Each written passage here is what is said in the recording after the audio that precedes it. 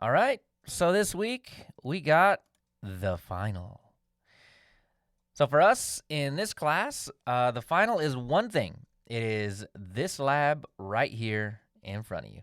So if you go down to the very bottom of the class, you will find it. And the first thing that I will tell you about this final is it is due Thursday, not Sunday. And that is so that I can actually get your grades in and have them by the end of the week so you guys get a full picture by then. So, now that you know that, let's dive in. So, the final. You get to ask what I mean, but not how to do something.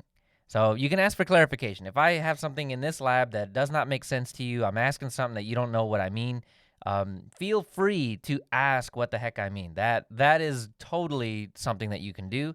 But what you cannot do is say, for instance, set a static IP address of this. You can't ask me how to do it. But the book covers it. My notes cover it. The internet, if you just don't like either of those resources, cover it. So feel free to do any of that. My take on finals in general is that they are meant to show real world acclamation to these things. And there is not a single IT person in this entire world that doesn't have the ability to Google something. So that is something that you can do during my finals.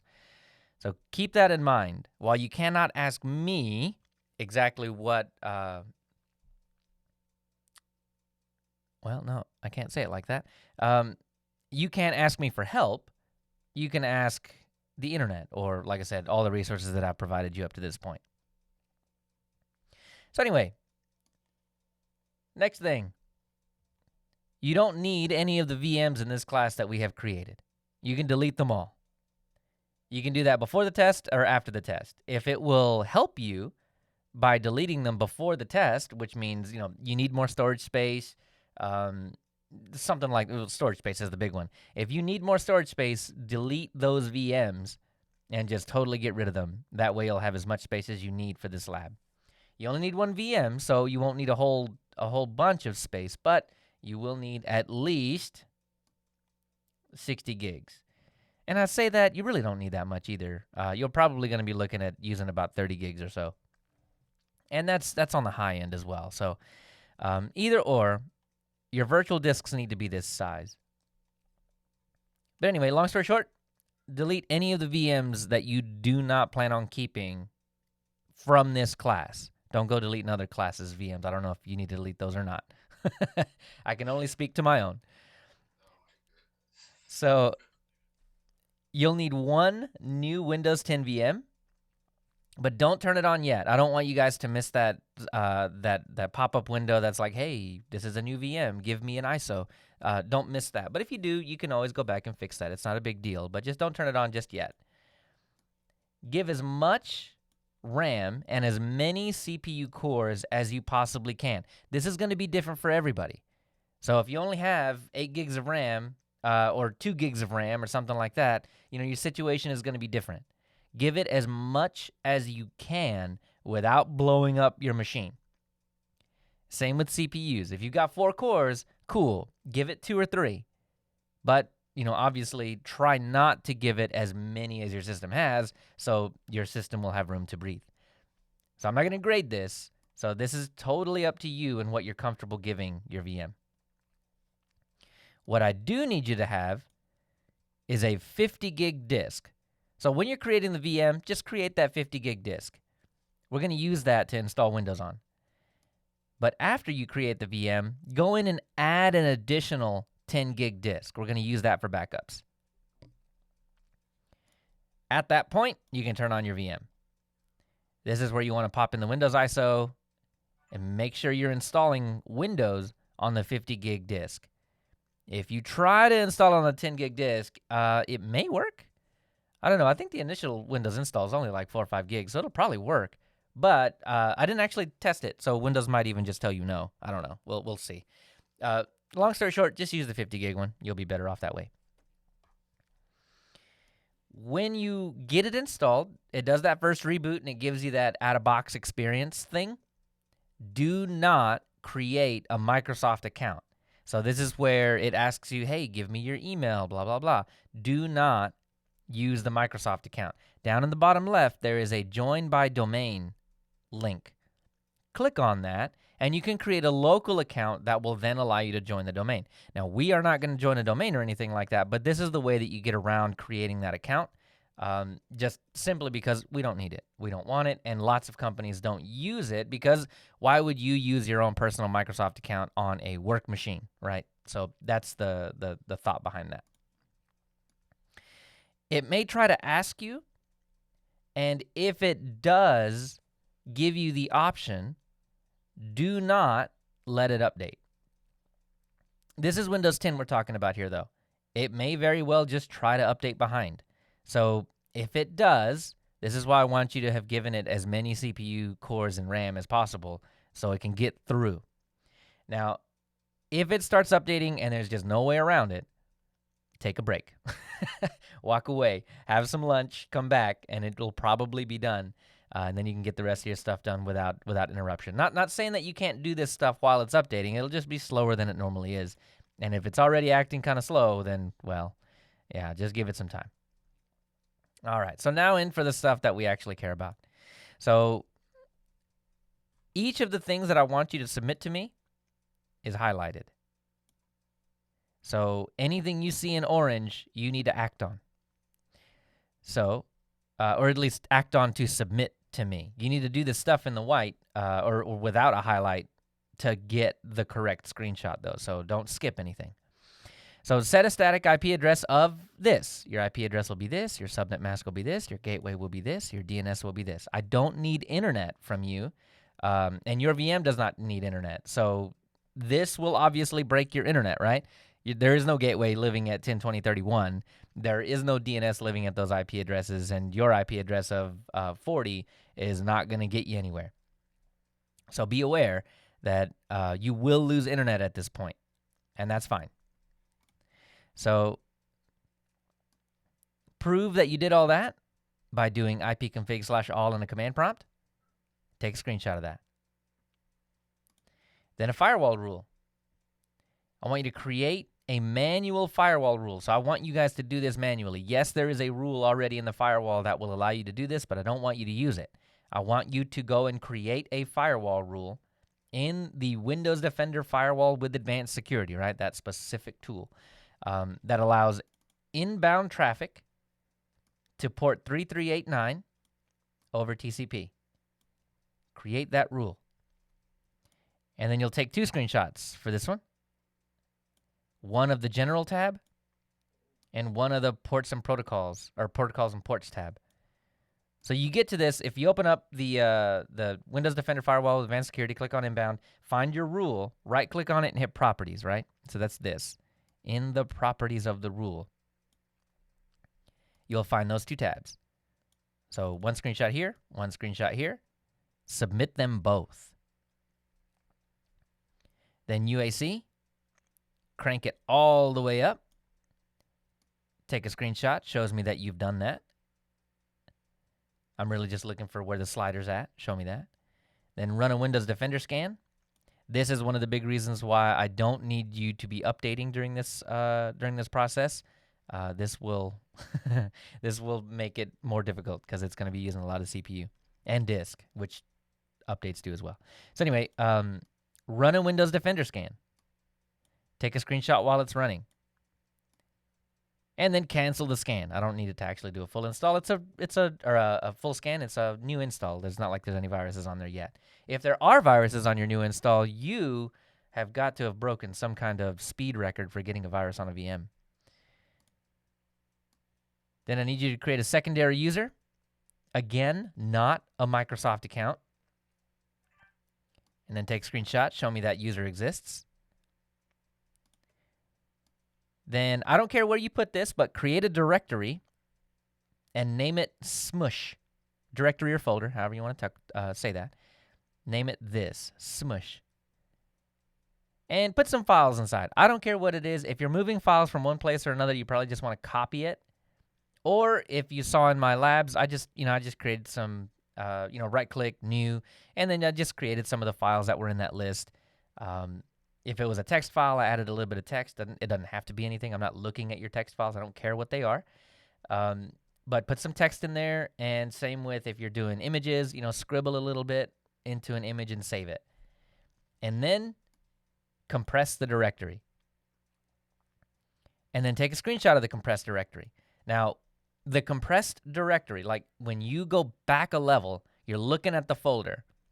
There are those two blue arrows that point toward each other. That is what I'm looking for as a submission on this. So go back a level, look at the folder itself, not the inside of the folder. I want you looking at that little yellow folder, and there'll be the two blue arrows. That's what I'm looking for the screenshot. Same with this, with create a directory named crypt. I don't care what files you put in there, but put some files in there. And then encrypt the directory. Take a screenshot of the key. So when you encrypt the directory, it prompts you, hey, do you want to back up your key? It's really dangerous to not back up your key, blah, blah, blah. Back your key up. I don't care where you put it. I'm not too necessarily concerned with the security of this, which, it's not good to take your key and then put it on the same computer that the encrypted directory is on, right? That's like hanging the key for your master lock right next to the master lock. Like, what good is that? But anyway, the idea is that I want to see a screenshot of the key itself. So that could be the file or that could be the contents of the key. It doesn't matter to me, but take a screenshot of it. Those keys have a very distinct look and name. That's what I'm looking for. Then configure the 10 gigabyte vDisk. By that, I'm trying to be really, really vague, right? Windows does not use disks that are not initialized. So you need to go through that original process of bringing it up. So you have to think back a little bit how we did that before. So make sure that 10 gigabyte vDisk is usable. And then configure file history backup. So we didn't do this type of backup earlier in the semester, but it is literally, to turn it on, it is literally 3 clicks. Click to add, click the disk, click OK. That is literally all it is. So use this as a search term in Windows to find it, and then walk through the steps. Look for the plus. You'll see it. And then take a screenshot of, so when you're done getting it all set up, the add a disk thing goes away and a toggle replaces it. And I'm just looking to see that toggle is on. You can't get that toggle on without having a separate disk and having it configured and saying that that's where you want your backup. So that tells me a lot that the toggle is on. And that's all I'm looking for. Show me that the toggle is on. Take a screenshot of that and submit that. So overall, 9 things I need from you. They're all highlighted. Make sure when you're doing this that you go through this and take a look and say, all right, I got this, right? Make sure that you are doing that. Each submission, each screenshot, not one is more important than the other. They are all worth 11 points each. So if you decide that you want to skip one, it's 11 points. So don't skip any. And for those of you that are really quick at math, yeah, obviously that's not 100 points, right? That's 99. You get a free point just for submitting something. If you submit me a blank PDF, you'll get a 1, not a 0. Surely that will help your average, I'm sure. Yeah. When people say anything is better than a 0, I guess a 1 is better than a 0. It just won't help you out much. All right. So, what's that?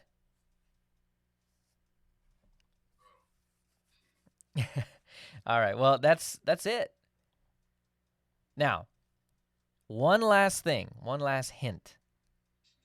A lot of these things you've already done in a how-to kind of way.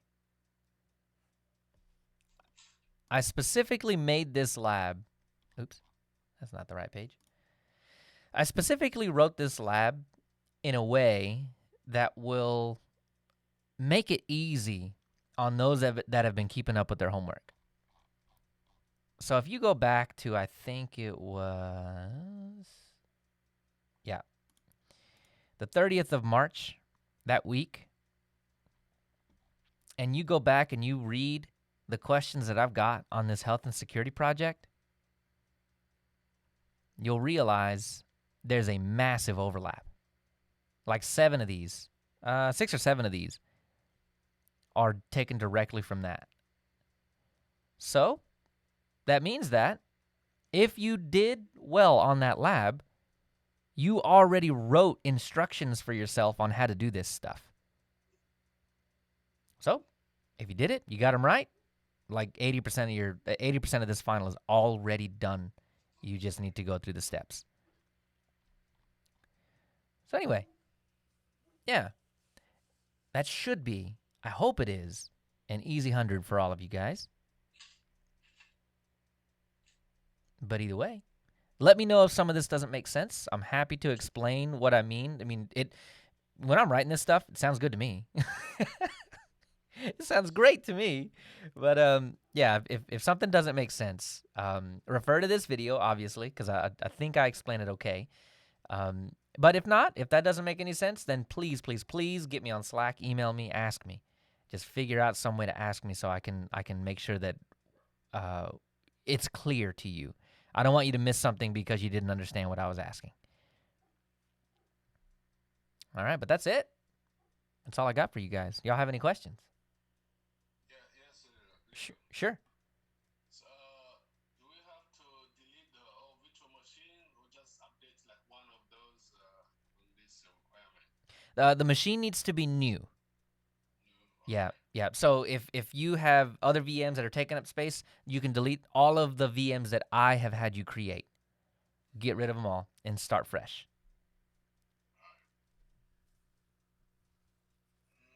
All right. Cool. Robert, you good? Trying to be. Yeah. I think you guys will do well. Like I said, refer to your instructions that you wrote on that Chapter 12 lab. Because I know the firewall rules there, the UAC rules there, Windows Defender is there, the user is there, compress and encrypt are there. That's 7 of the 9. I don't think I had you do an IP address, and I know I didn't have you do that particular backup style. But yeah, 7 of the 9 are already done for you. So that's what is that, like an 88? Nah, 77. So you already get a passing grade, and you already did all of it, all the work. We need the 99. Hey, see, that's the other two. You set your static IP address, get your backup going, you get a 99, and I'll give you that extra 1 point for free. All right. All right, y'all. I'll stop the recording here.